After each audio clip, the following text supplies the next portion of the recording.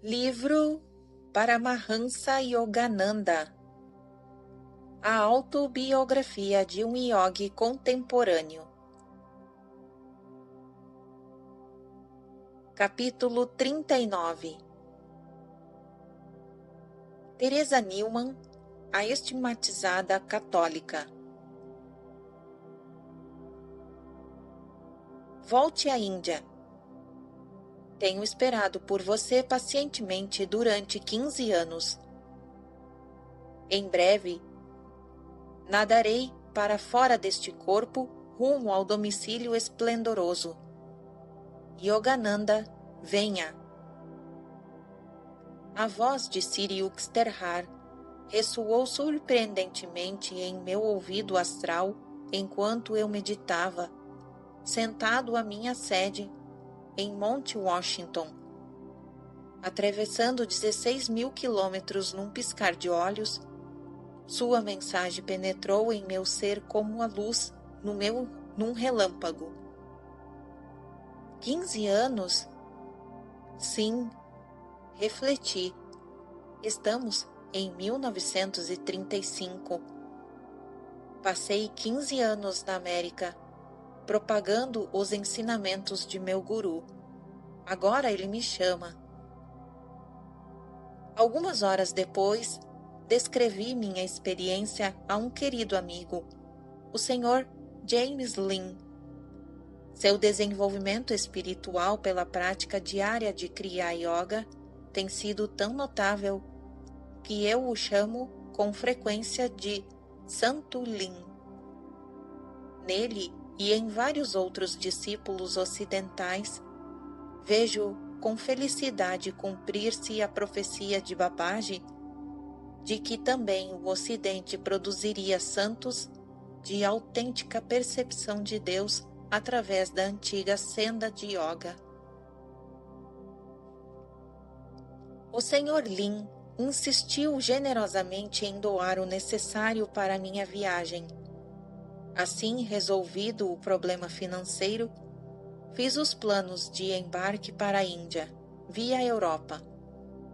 Em março de 1935, registrei na Self-Realization Fellowship, segundo as leis do Estado da Califórnia, como organização não sectária e não lucrativa, destinada a existir perpetuamente. Doei à SRF tudo o que me pertence na América, inclusive os direitos autorais de todos os livros escritos por mim. SRF sustenta-se com a venda de minhas obras e com as doações de seus membros e do público, à semelhança da maioria das instituições educacionais e religiosas. Eu voltarei, disse a meus estudantes. Jamais esquecerei a América. Durante o banquete de despedida que amigos queridos me ofereceram em Los Angeles, fitei-lhes demoradamente os semblantes e pensei agradecido. Senhor, a quem se lembra de ti como o único doador, nunca faltará a doçura da amizade entre os mortais. Parti de Nova York em 9 de junho de 1935, no vapor Europa. 2 estudantes me acompanhavam. Meu secretário, o Sr. Richard Wright, e uma dama de meia-idade, a Sra. Ethel Blatt, de Cincinnati.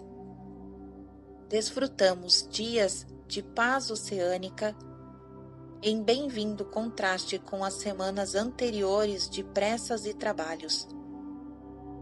Nosso período de descanso foi curto. A velocidade dos navios modernos tem seus aspectos lamentáveis. Como qualquer outro grupo de turistas curiosos, caminhamos pela antiga e enorme cidade de Londres. No dia seguinte à minha chegada, convidaram-me a falar a uma grande assistência em Kensington Hall. sendo apresentado aos ouvintes londrinos por Sir Francis Young's Band. Nosso grupo passou um dia agradável como hóspedes de Sir Harry Lauder, em sua propriedade rural na Escócia. Alguns dias mais tarde, nossa pequena comitiva cruzou o Canal da Mancha para o continente, pois eu desejava fazer uma peregrinação à Baviera. Senti que esta seria a única oportunidade de visitar a grande mística católica Teresa Neumann, de Connersreuth. Eu lera há anos atrás um admirável relato sobre Teresa. O artigo trazia os seguintes informes. Número 1. Teresa, nascida na Sexta-feira da Paixão, em 1892, feriu-se num acidente aos 20 anos. Ficou cega e paralítica. Número 2.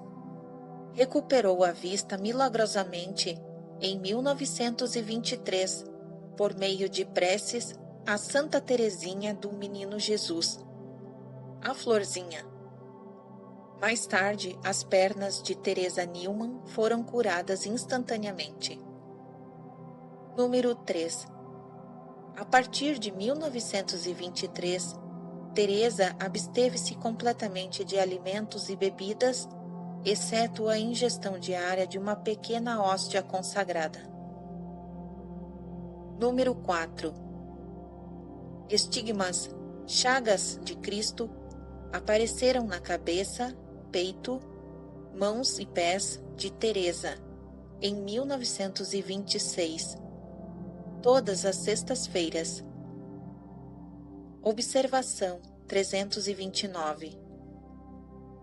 Desde 1939, início da última guerra, Teresa não sofria a paixão em cada sexta-feira, mas somente em alguns dias do ano.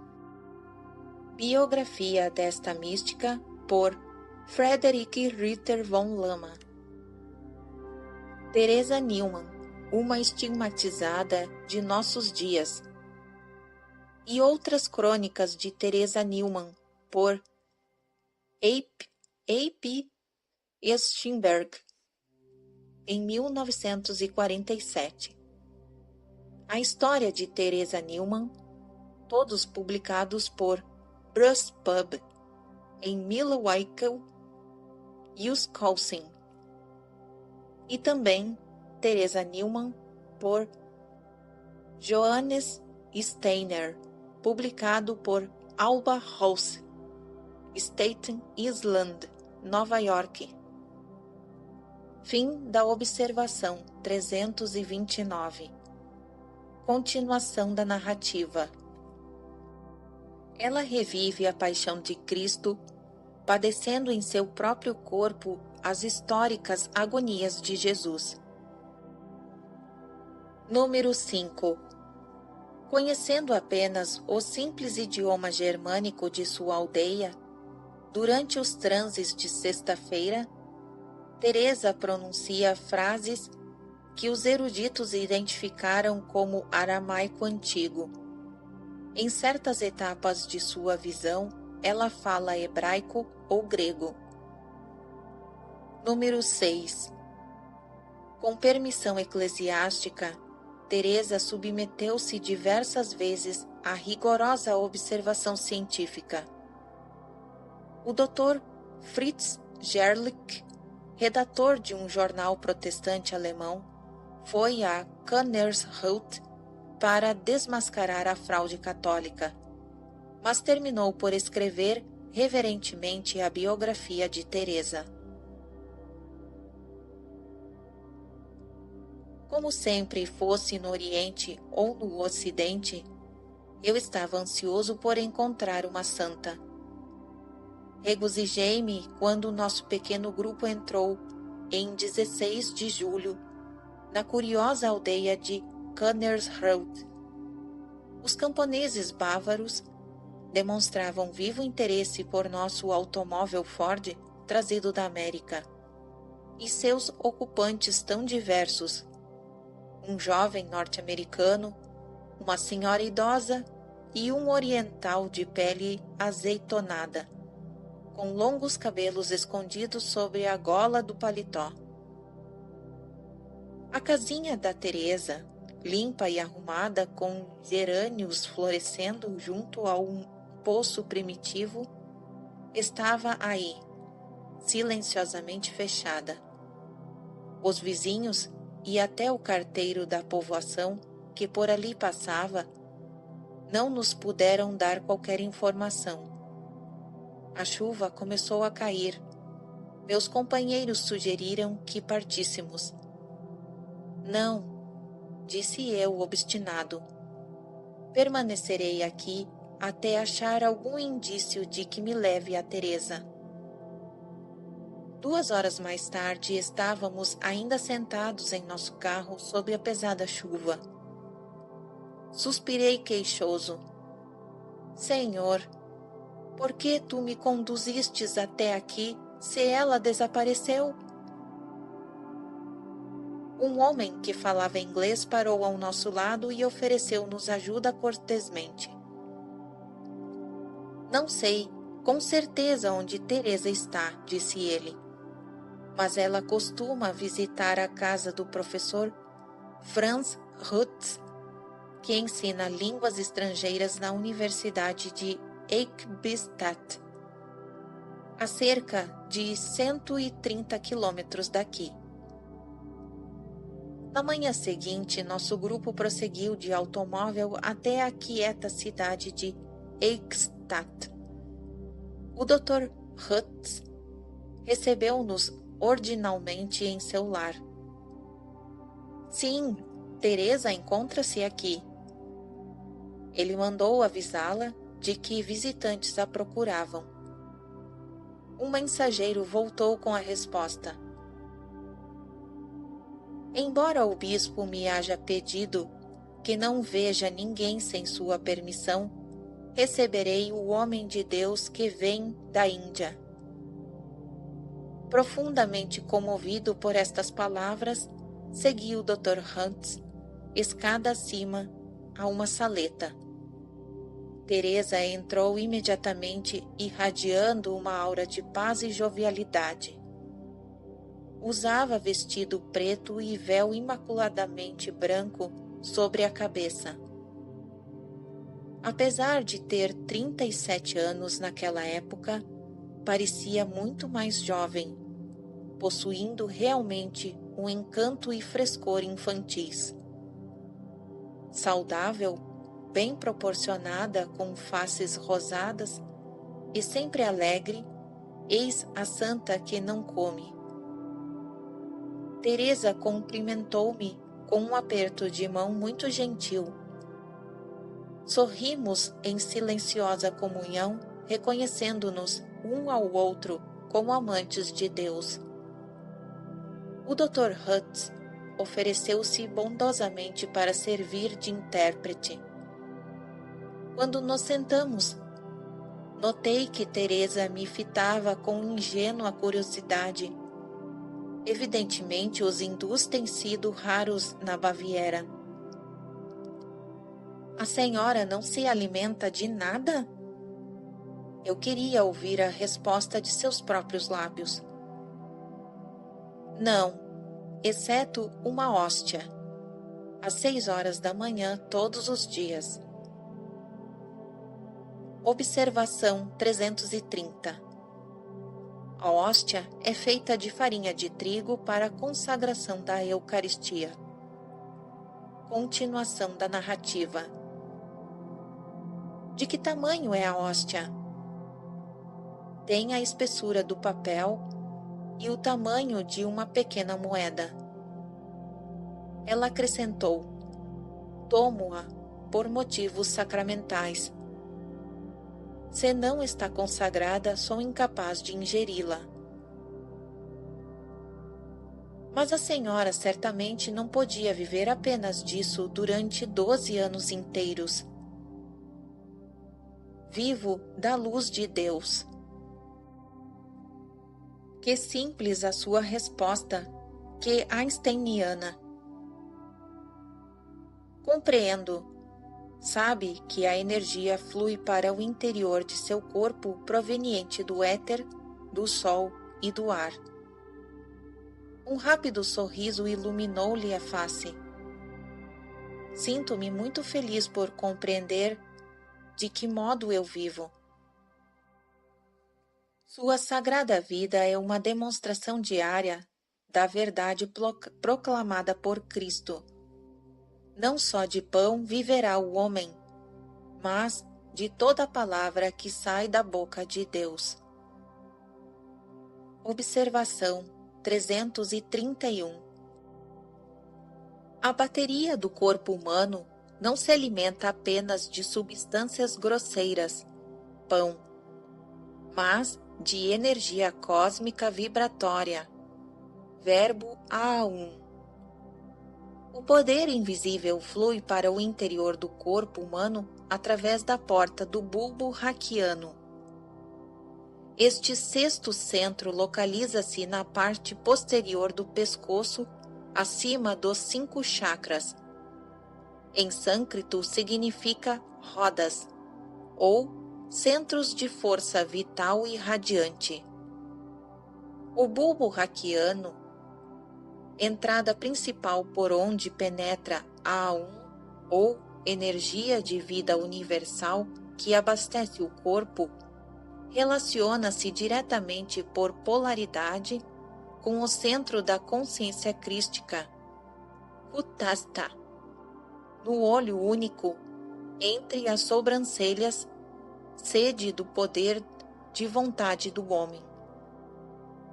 A energia cósmica se armazena então no cérebro, no 7º centro, reservatório de infinitas possibilidades, mencionado nos Vedas como lótus de 1000 pétalas de luz. A Bíblia refere-se a A1 sob a designação de Espírito Santo ou força vital invisível que sustenta divinamente a criação. Trecho registrado da Bíblia. O quê? Não sabeis que vosso corpo é o templo do Espírito Santo, que habita em vós, proveniente de Deus, e que vós não vos pertenceis? Coríntios 6, versículo 19. Fim da observação 331. Continuação da narrativa. De novo, ela evidenciou alegria ao ouvir minha explicação. Assim é, de fato. Uma das razões por que estou na Terra atualmente é para provar que o homem pode viver da luz invisível de Deus e não apenas de alimento. Pode ensinar outros a viverem sem alimento? Ela pareceu um pouquinho chocada. Não posso fazer isso. Deus não o quer. Quando meu olhar recaiu em suas mãos fortes e graciosas, Teresa mostrou-me uma chaga quadrada, recém-cicatrizada nas costas de cada mão. Em cada palma ela assinalou uma chaga menor, recém-cicatrizada, de forma de lua crescente. Cada chaga transpassava completamente a mão. Isto me trouxe recordação clara de grandes pregos de ferro quadrados, com extremidades em forma de meia-lua, ainda usados no Oriente, mas que não me lembro de ter visto no Ocidente. A santa contou-me algo de seus transes semanais. Como observadora indefesa, assisto integralmente à Paixão de Cristo. Cada semana, de quinta-feira à noite até sexta-feira, à 1h da tarde, suas chagas abrem e sangram. Ela perde 4,5 kg de seu peso habitual de cerca de 55. Sofrendo intensamente em seu piedoso amor, Teresa espera, entretanto, com alegria, estas visões semanais de seu Senhor. Compreendi imediatamente que Deus planejou a estranha existência de Teresa para reassegurar a todos os cristãos a autenticidade histórica da vida e da crucificação de Jesus, conforme relatam os evangelhos, e para demonstrar dramaticamente o laço sempre vivo entre o mestre da Galileia e seus devotos. O professor Hutz contou algumas de suas experiências com a santa. Um grupo de amigos, incluindo Teresa, costuma excursionar durante vários dias para conhecer regiões diferentes da Alemanha, disse-me ele. Verifica-se notável contraste. Teresa de nada se alimenta, todos os outros fazem 3 refeições por dia. Ela parece uma tosa recém-aberta imune à fadiga. Sempre que algum de nós sente fome e procura as hospedarias do caminho, Teresa segue-se jovialmente. O Senhor acrescentou alguns detalhes fisiológicos interessantes. Como Teresa não ingere alimento, seu estômago contraiu-se. Ela não tem excreções, mas suas glândulas sudoríparas funcionam, e sua pele é sempre suave e firme. No momento de partir, manifestei a Teresa meu desejo de assistir a um de seus transes. Sim, venha, por favor, a Kennersholt, na próxima sexta-feira, disse ela graciosamente. O bispo lhe dará permissão. Estou muito contente por me haver procurado em Eustadt. Teresa apertou-me as mãos gentilmente várias vezes e acompanhou nosso grupo até o portão. O Sr. Wright ligou o rádio do automóvel. A santa examinou-o com risinhos entusiásticos. Juntou-se um número tão grande de crianças e jovens interessados que Teresa se retirou para o interior da casa. Reapareceu numa das janelas, donde nos observava atenta, infantilmente, acenando com a mão. Que a santa dorme apenas 1 ou 2 horas por noite, soubemos por uma conversa no dia seguinte com 2 irmãos de Teresa, muito bondosos e amigos. A despeito das diversas chagas em seu corpo, ela é ativa e eficiente. Ama os pássaros, cuida de um aquário de peixes e trabalha frequentemente em seu jardim. Sua correspondência é grande. Os devotos católicos lhe pedem orações e bênçãos para a cura. Muitos a procuram, sendo por ela curados de enfermidades graves. Seu irmão Ferdinando, com aproximadamente 23 anos de idade, explicou que Teresa tem o poder, através da prece, de transferir males alheios para seu próprio corpo, onde então os resgata. A abstinência da santa em relação ao alimento data da época em que ela rezava para que a moléstia da garganta de um jovem em sua paróquia, então preparando para ingressar no sacerdócio, fosse transferida para a sua. Na tarde de quinta-feira, nosso grupo dirigiu-se à casa do bispo, o qual fitou meus flutuantes cabelos com alguma surpresa. Ele redigiu prontamente a permissão necessária. Não havia pagamento a fazer. O regulamento criado pela Igreja destina-se apenas a proteger Teresa da avalanche de turistas fortuitos que anos anteriores se precipitavam aos milhares em Kernersroth às sextas-feiras. Chegamos à aldeia na sexta-feira.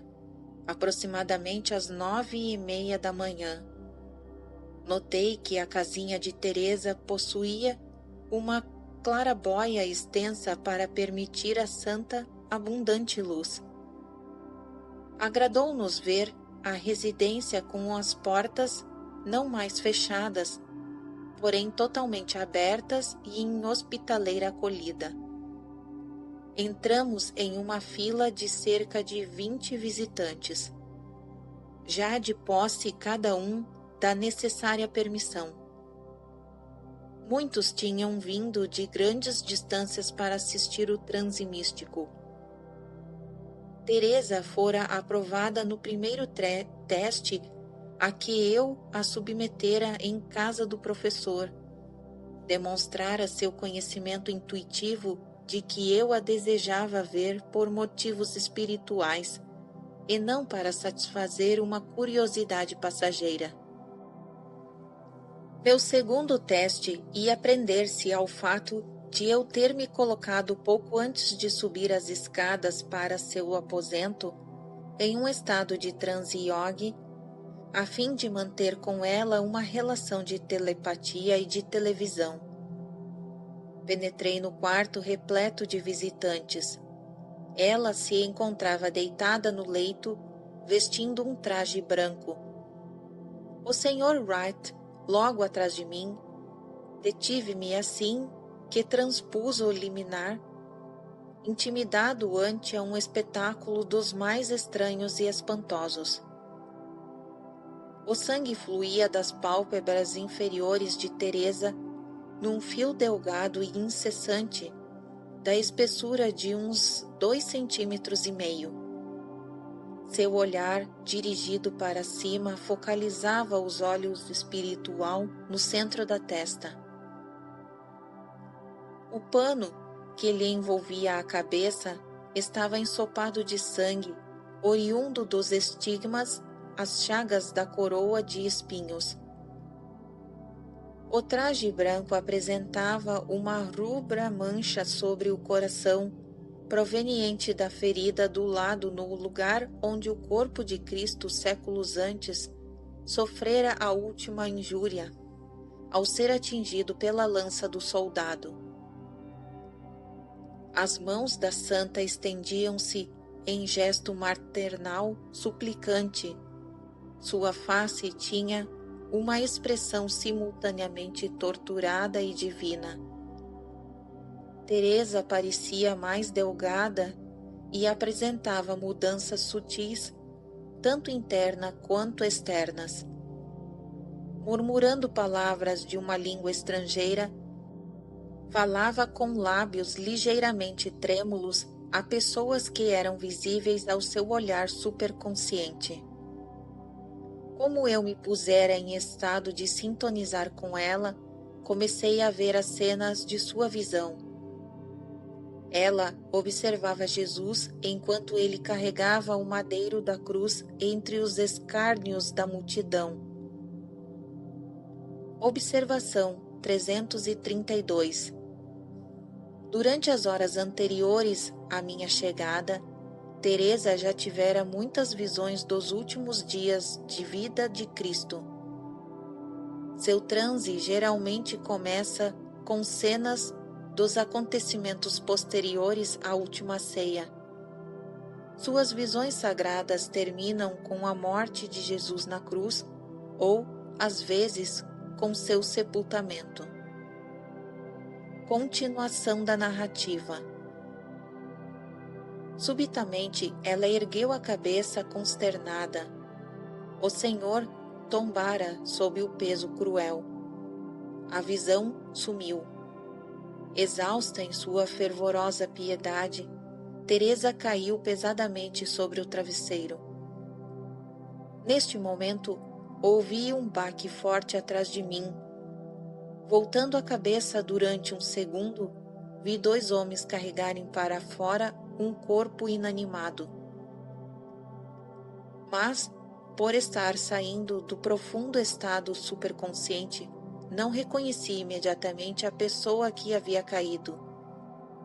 Fixei outra vez o olhar no rosto de Teresa mortalmente pálido sob os filetes de sangue, mas agora tranquilo, irradiando pureza e santidade. Pouco depois olhei para trás de mim e vi o Sr. Wright de pé, com a mão sobre a face manchada de sangue. Perguntei ansioso: quem caiu? Foi você? Sim, desmaiei com o pavoroso espetáculo. Bem, disse-lhe eu, para consolá-lo, você tem a coragem de voltar e presenciar outra vez o espetáculo. Lembrando-nos da paciente fila de peregrinos, o Sr. Wright e eu silenciosamente nos curvamos em adeus a Teresa e nos afastamos de sua sagrada presença. Observação 333. Um despacho da agência internacional New Service, vindo da Alemanha em 26 de março de 1948, informava: uma camponesa jazia em seu catre nesta sexta-feira santa. Tinha a cabeça e mãos e os ombros assinalados de sangue e nos mesmos lugares em que o corpo de Cristo sangrara com os pregos da cruz e da coroa de espinhos. Milhares de alemães e de norte-americanos, cheios de temor reverente, desfilaram em silêncio ao lado da cama de Teresa Neumann em sua casinha de aldeia. A grande estigmatizada morreu em Kannerreuth em 18 de setembro de 1962. Nota registrada na SRF. Fim da observação 333. Continuação da narrativa. No dia seguinte, nosso pequeno grupo prosseguiu de automóvel em direção ao sul.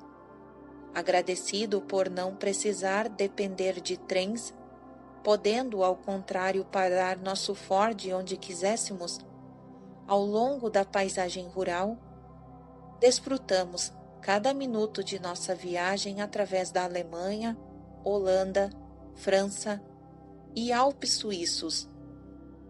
Na Itália, fizemos uma excursão especial a Assis, em homenagem ao apóstolo da humanidade, São Francisco de Assis. A viagem pela Europa terminou na Grécia, onde visitamos os templos gregos e vimos a prisão onde o tranquilo Sócrates bebeu a cicuta mortal. Observação 334. Uma passagem do Eusébio relata interessante encontro entre Sócrates e um sábio hindu. Textualmente, Aristóxenos, o músico, narra a seguinte história sobre os hindus. Um destes homens encontrou Sócrates em Atenas e perguntou-lhe qual era o objetivo de sua filosofia. Uma investigação dos fenômenos humanos, replicou Sócrates, o que fez o hindu explodir de riso. Como pode um homem investigar os fenômenos humanos quando ignora os divinos? O ideal grego, a que fazem eco as filosofias ocidentais, é: homem, conhece-te a ti mesmo. Um hindu diria: homem, conhece o teu ser divino. O dito de Descartes, penso, logo sou, não é filosoficamente válido. As faculdades da razão não podem lançar luz sobre o ser último do homem. A mente humana, à semelhança do mundo dos fenômenos que ela conhece, é um refluxo perpétuo e não pode atingir o fim último das coisas. A satisfação intelectual não constitui o objetivo mais alto. Quem busca a Deus é realmente amante da vida, verdade inalterável. Tudo o mais é avidya, conhecimento relativo. Fim da observação 334. Continuação da narrativa. Desperta plena admiração a arte com que os antigos gregos em todo o país esculpiram os alabastros, as obras de sua imaginação. Tomamos o navio para cruzar o Mediterrâneo ensolarado e desembarcamos na Palestina. Percorrendo dias a Terra Santa, mais do que nunca me convenci do valor da peregrinação. Para o coração sensível, o Espírito de Cristo impregna tudo na Palestina. Caminhei reverentemente ao seu lado em Belém e em Getsemane, no Calvário e no Santo Monte das Oliveiras, ao longo do Rio Jordão e no Mar da Galileia. Nosso pequeno grupo visitou o presépio do Nascimento, a carpintaria de José, o sepulcro de Lázaro, a casa de Marta e Maria, o recinto da Última Ceia e revivemos a antiguidade, cena após cena. Assisti o drama de Cristo que representou então para os séculos vindouros. O Egito veio a seguir, com seu Cairo dos tempos modernos e suas pirâmides de tempos idos. Depois, um navio descendo o longo Mar Vermelho e cruzando o Mar de Omã, e afinal, a Índia.